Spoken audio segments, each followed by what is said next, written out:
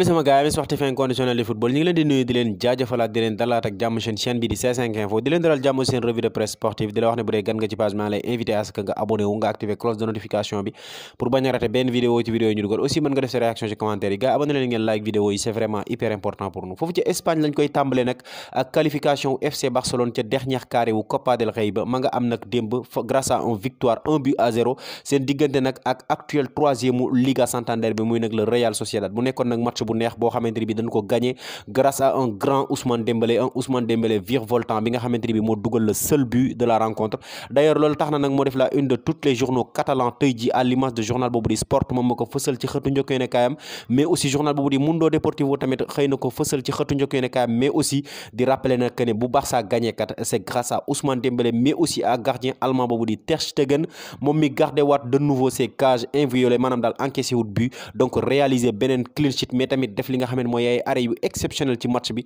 yu maintenir nag ñooñu di waa FC Barcelone ci la nga xamante ne bi mooy match bi ba tax daal ñu gagné 1-0 nag synonyme de qualification en demi-finale de la Copa del Rey c'est pour la 60e fois nag bu nga xamante ne bi ñooñu di waa FC Barcelone ñu ngi qualifié wu ci li nga xamante ne bi mooy dernier carré wu Coupe du Roi ci fàttali ca beneen match ba nga xamante ne bi doon na am démb ca quart de finale yi équipe boobu di Osasuna moom tamit moo mujj génne équipe boobu nga xamante ne bi mooy Séville après nag li nga xam ne mooy prolongation comme ni ko Diario de Sevilla di qualifié nag moom ma ngay xamle carrément que ne nag saison bu bon bi nga xamante ne bi Séville mi ngi koy def nag ma ngay gën a confirmé wu jamono ji ñu toll te jot na nag pour nag ñoom nag ñu réveillé wu bu baax a baax bala muy trop tard nag mais aussi ma nga fay indiwaat aussi li nga xamante ne bi mooy résultat yu baax yi nga xamante ne bi Osasuna mi ngi koy tegale jamono ji di xamle carrément que ne nag ñoom ñi ngi ci phase bu baax et que ku ko am nag ca demi-finale ba bul jàpp tamit ne équipe bu ndaw la may boo nga xam ne équipe bu mat sëkk équipe la rappel nag moom équipe boobu di Osasuna nag moom bii mooy première fois muy qualifié ca la nga xamante ne bi mooy demi-finale Coupe du Roi depuis maintenant 18 ans maanaam daal fukki at ak juróom-ñett a ngi nii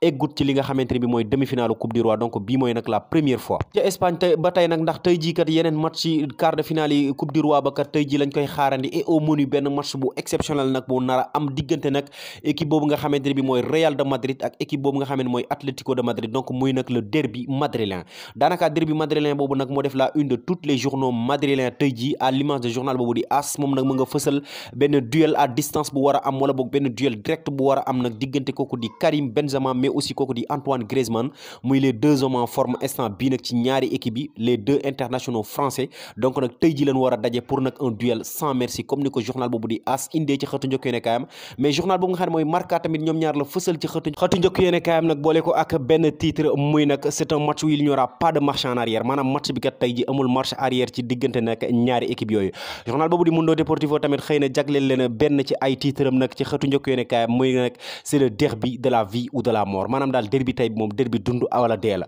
donc tamit ci fàttali beneen match bi nga xamante ne bi moo nar a am tey ji ci ngoon nag muy jeexatelu li nga xam ne mooy quart de finale yi mi ngi nar a opposé équipe boobu di Valence ak équipe boobu nga xam ne mooy Bilbao comme ni ko journal boobu di Sport Deportes indee nag ci xëtu njëkk yéene kaayam bu ñu jógee foofu nag dañuy daal di jàll fa nga ne mooy ci Angleterre parce que foofu tamit benn match coupe amoon na démb moo ne woon nag au rendez-vous muy nag le Manchester United bi nga xamante ni moo mujj imposé wu ci kaw équipe boobu di Nottingham Forest ca demi-finale yi nag 3-0 grâce à un grand Marcus Rashford bi nga xamante ni bi jamono ji nag mooy l'homme en forme moo nekk nit ki nga xamante ni bi moo leen guidé vers la réussite compagnie de yenn ci seeni ay partenaires am yoo xamante ni bi instant bi ñu toll ils sont sur les nuages ku ci mel ni Bruno Fernandes mais aussi ku ci mel ni ko nga xamante mooy Eriksen ainsi que kooku di Casemiro le recrue bi nga xamante ni bi ñëw na ci mercato bii ñu génn journal boobu di le Daily Express moom la xëyee ci xëtu njëkk kaayam moom Marcus Rashford boole ko nag ak benn titre Rashford en feu 10 buts en 10 matchs depuis ba nga xamante ni bi moom nag jóge na ci li nga xam ne mooy mondial bii ñu génn nag ci fukki match yi nga xamante ni bi football na ko fukki but la fi dugal lit moo waral journal boobu di le Daily Mail xëyee ko ci xëtu njëkk kaayam def ko nag ci li nga xam ne mooy photo de couverture am